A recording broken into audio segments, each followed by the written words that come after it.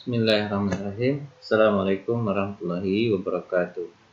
Alhamdulillah wa syukurillah. Wassalatu wassalamu ala rasulillah. Wala hawla wala quwata illa billah. Pada hari ini alhamdulillah kita belajar tentang ormas. Panjangan dari ormas itu adalah organisasi masyarakat. Dipresentasikan oleh Hana Rohadatul Asyi. Saya mengomentari saja. Baik, apa itu ormas? Ormas itu adalah jadi pemahamannya apa itu ormas? Ormas itu adalah organisasi masyarakat. Panjangnya organisasi masyarakat karena masyarakat itu kepengen satu visi, satu cita-cita, kemudian mereka berembuk, bermusyawarah, kemudian membentuk sebuah organisasi masyarakat. Organisasi masyarakat itu bisa terdiri dari organisasi organisasi keagamaan, bisa juga organisasi adat, bisa juga organisasi yang tujuannya, visi misinya diserahkan kepada anggota tersebut. Yang jelas organisasi masyarakat tersebut tidak bertentangan dengan undang-undang.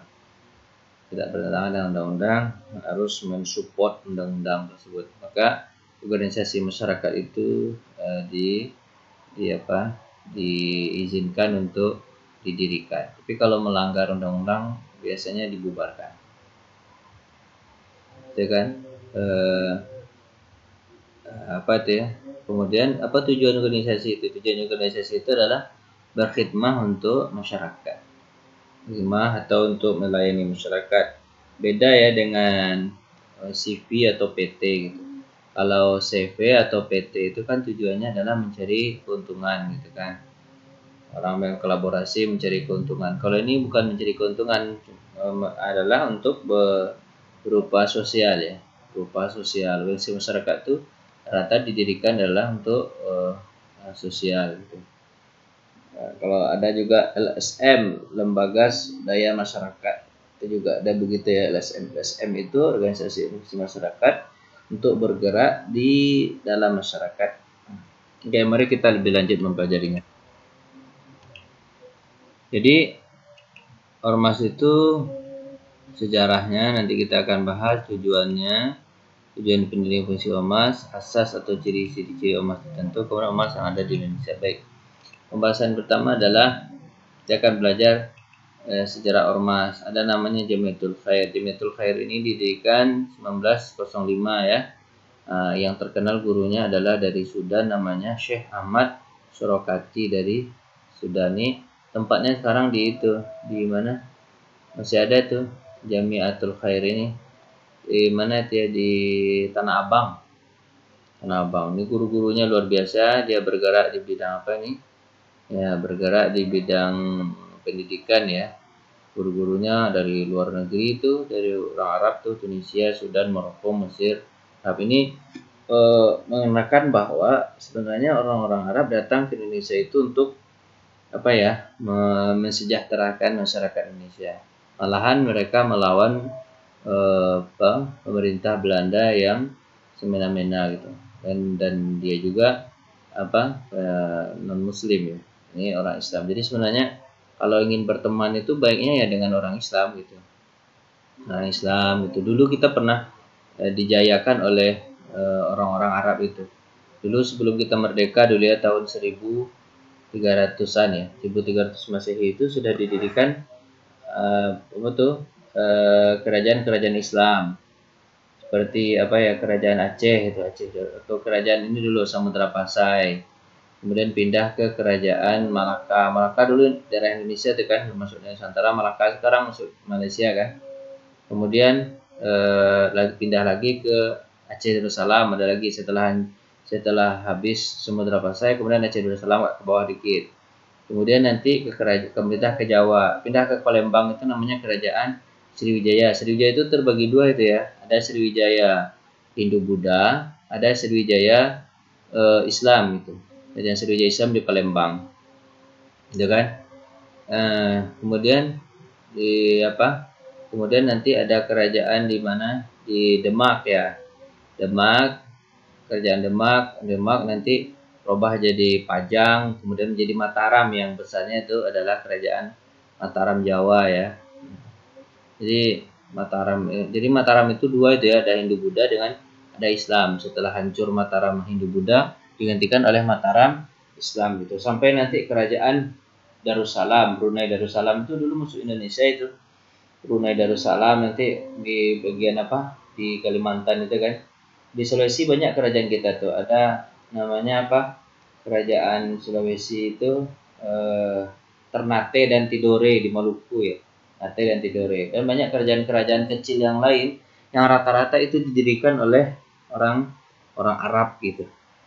Jadi kita memang beruntung ya didatangi oleh orang Arab, kemudian mereka mensejahterakan kita, mendidik bangsa Indonesia ini. Karena memang teman terbaik itu adalah Muslim.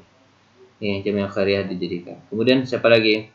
Serikat Islam didirikan oleh Kiai Haji Saman Hudi nih tahun 1905 ya di Solo.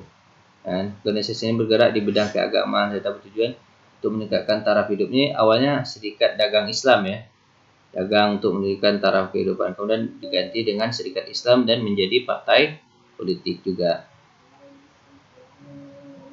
Kemudian berikutnya adalah ada namanya Majelis Islam A'la Indonesia, MIAMI, MIAI gitu. MIA orang nyebutnya MIA. Ini wadah ini adalah sama seperti wadah ini ya.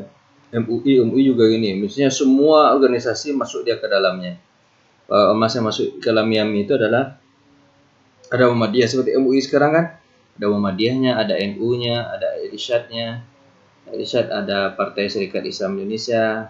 Kemudian ada Al-Khairiyah, ada Perserikatan Ulama Indonesia, PUI, ada Hidayatullah Islamiyah, ada Persatuan Islam Persis, ada Partai Islam Indonesia, PII, ada Partai Arab Indonesia, ada Jong Islami Tenbon, dan Ittihad Islamiyah, Persatuan Seluruh Ulama Aceh, PUSA namanya. Dia bergabung di Miami.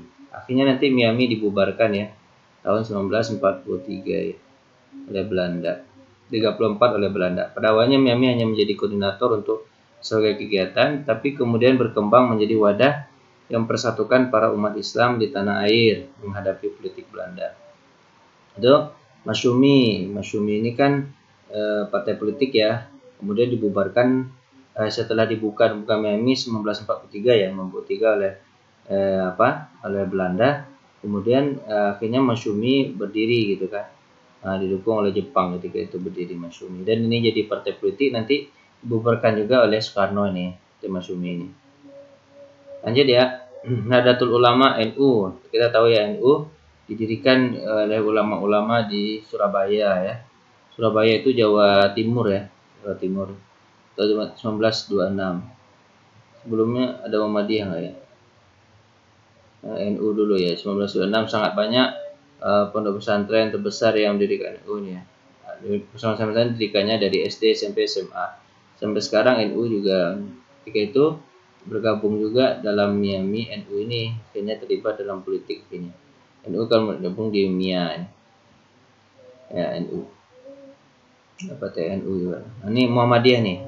Muhammadiyah lebih duluan didirikan oleh siapa namanya? Kiai Haji Ahmad Dahlan. Kalau ini didirikan oleh Hadratus Syekh Hasyim Asy'ari kan. Kalau ini kan Kiai Haji Ahmad Dahlan didirikan. Sama-sama murid dari Syekh Al-Khatib Al-Minangkabawi.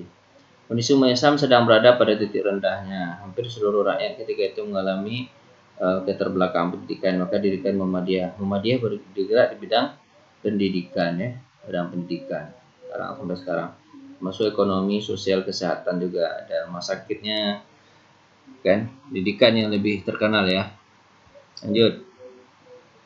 Ada organisasi masyarakat bernama Persis, ini didirikan di Bandung ini oleh A. Hasan Bandung ya. Persis mendirikan berbagai organisasi 1923 ya. Tujuannya adalah untuk menilai khurafat, hayo, segala macam. Ini memang Persis ini agak keras gitu ya. Akhirnya sebagian masyarakat yang lemah iman kurang kuat untuk menerima Persis ini agak ini ya. Keras ya untuk tak mau bid'ah khurafat, tahayul ini. Bahkan tokoh-tokoh muncul belakangan tidak sehebatnya Hasan Bandung, akhirnya ya persis sampai sekarang masih ada insya Allah. Terus Al-Irsyad Islamiyah, Ormas Islam Sejarah Indonesia didirikan pada tahun 1913 ini oleh keturunan Arab. Al-Irsyad ini adalah untuk pergerakan di bidang pendidikan dan dakwah. Rata didirikan sebelum kemerdekaan ya, perlancar bahasa Arab dan bahasa Al-Quran ini Al-Irsyad. Sekarang masih ada Al-Irsyad ini. Kemudian apa lagi?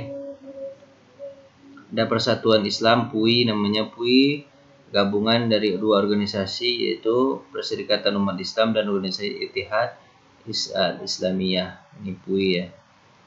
Mendirikan banyak sekolah-sekolah juga dan pondok pesantren di Jawa. Tawalib Sumatera Barat ini tempat saya sekolah ini ya. Namanya Tawalib dia sekarang, Tawalib Sumatera ya. Banyak nama Tawalib, tapi yang terkenal itu Tawalib Padang Panjang ya, Padang Panjang. Dan juga namanya Tawalib Parabe di Bukit Tinggi. Didirikan tahun 19 sebenarnya berasal dari Surau Jembatan Besi ini. Saya pernah jadi garin di sini. Jadi garin, jadi imam nih Surau Jembatan Besi ini. Ini adalah pengembangan dari Surau Jembatan Besi. Di Surau Jembatan Besi ini ada surau atau masjid. Nah, dari situ tuh berjadilah sebuah pesantren yang terkenal. Maka Kiai siapa di sini? Kiai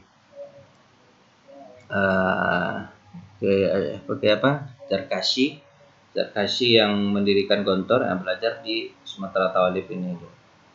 19 sebenarnya pada tahun 1988 sudah ada di Surau Jembatan Besi.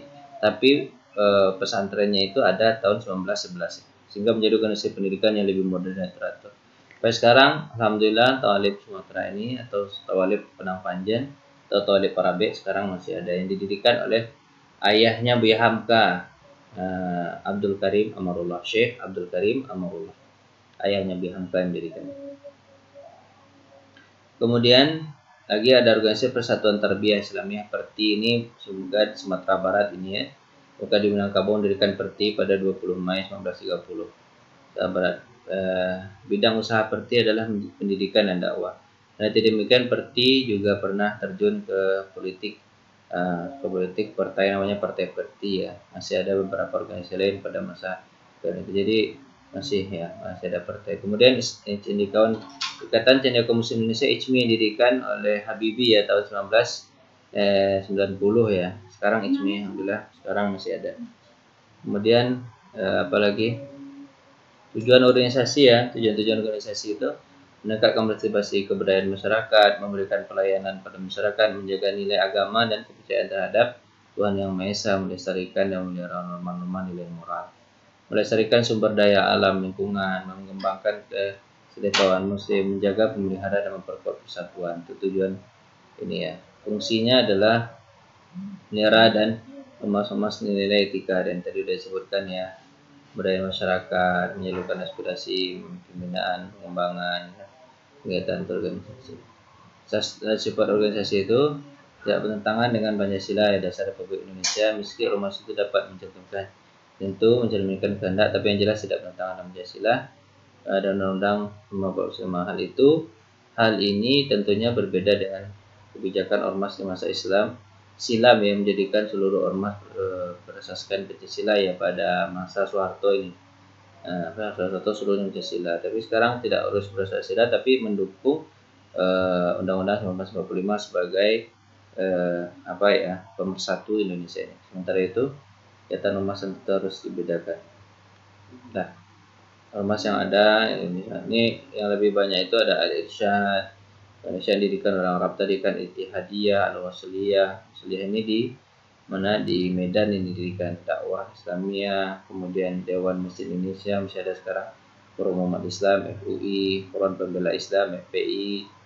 Sekarang Habib Rizik ditangkap ya. Kemudian Forum Dakwah Islam Islamiyah FDII, kemudian Gerakan Pemuda Ansar ini di NU ini, Himpunan Ahlus Sunnah untuk Masyarakat Islami Hashmi namanya, kemudian Hidayatullah, banyak lagi ya. Ikatan Cendekiawan Muslim Indonesia ICMI didirikan 90 oleh Habibie. Ikatan Dai Kaji ya barusan didirikan ya. Dan tahun 2000 ini mungkin didirikan Ikatan Dai. Lembaga Dakwah Kemuliaan Islam LDK ya. Namanya LDKI kalau di kampus LDK. Lembaga Dakwah Islam Indonesia LDII. Kemudian Majelis Intelektual Ulama Indonesia, Miumi. Kemudian ini ketuanya sekarang nih siapa? Bakhtiar Nasir ini. Jadi Azikra udah meninggal ya ketuanya, yaitu Ustadz Arifin Ilham ya, meninggal. Kemudian tapi masih teruskan enak Majelis Dakwah Islamiyah. Kemudian di Majelis Ulama Indonesia MUI. MUI sekarang bergabung banyak sekali organisasi yang masuk situ, NU, Muhammadiyah, Majelis Tafsir Al-Quran, kemudian Matlaul Anwar, kemudian Muhammadiyah, kemudian Matlaul Anwar ini Sulawesi ini didikan. Muhammadiyah Persatuan Islam Persis di Bandung, kemudian Nahdlatul Ulama dulu di Surabaya, dan Muhammadiyah dulu di Yogyakarta. Yogyakarta itu kan Jawa Tengah ya. Jakarta Jawa Tengah, kalau Surabaya ke situnya Jawa Timur ya. Ini didirikan di Yogyakarta, ini didirikan di mana? Di Surabaya. Jadi banyak sekali organisasi kalau kita lihat di mananya di apanya nih, banyak sekali organisasi ini. Jadi Alisha, Ittihad Sosial, nanti dalam forum pemuda Ansor, himpunan Ahlussunnah Jamaah, Ikatan Cendekia Indonesia, Kadi, lembaga dakwah, kemudian majelis intelektual, majelis Azikra, dakwah Islamiyah, majelis ulama Indonesia, ulama Muhammadiyah, Nahdlatul Ulama, ada ya, Nahdlatul Watan, kemudian ada pemuda Muslim Indonesia, kemudian Persatuan Islam Persis, Tionghoa, PT namanya, Indonesia, Persatuan Islam Tionghoa Indonesia, kemudian Persatuan Umat Islam PUI, Persatuan Tarbiyah Islamiyah, Syarikat Islam Indonesia, Wahda Islamiyah, BP4, Syarikat Islam, banyak sekali ya. Kalau jumlahnya mungkin ada sekitar 9.000 ya. 9.000 organisasi Islam yang ada di Indonesia, baik kecil maupun besar ya. Itu dulu yang bisa kita perhatikan, kita sampaikan, mudah-mudahan dapat perhatian pada kesempatan ini. Mohon maaf atas segala kurangan. Tutup dan baca hamdalah. Alhamdulillahirabbil alamin. Assalamualaikum warahmatullahi wabarakatuh.